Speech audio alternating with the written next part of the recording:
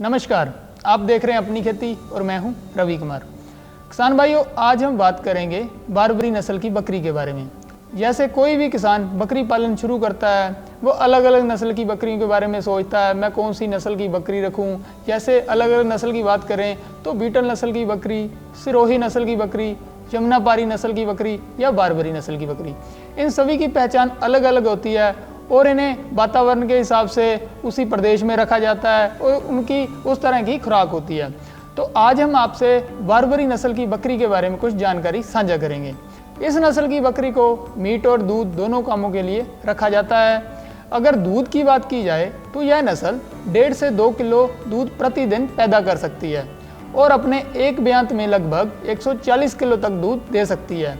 और अगर बात की जाए इस नस्ल को ब्याने के बारे में, बच्चे देने के बारे में, तो यह नस्ल 2 साल में 3 ब्यांत आसानी से दे सकती है और इस नस्ल को आप किसी भी तरह के वातावरण में आसानी से रख सकते हैं।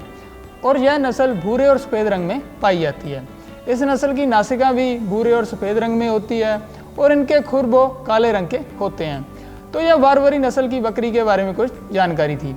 इसके अलावा हमारे पास ऐप पर भी कई पशुपालन भाइयों के सवाल आते हैं जो अधूरे होते हैं, जिनकी जानकारी देने में माहिरों को बड़ी समस्या होती है।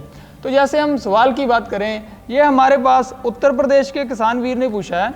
ये पूछ रहे हैं उनके पास एक बकरी है और वो हीट में नहीं आ रही, इसका कोई समाधान बताएं।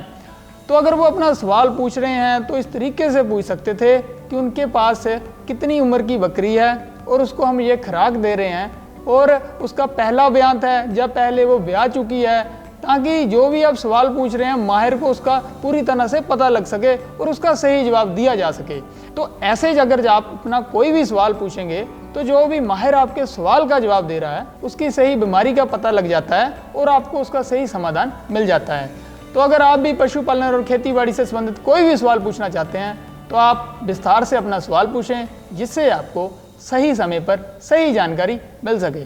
धन्यवाद।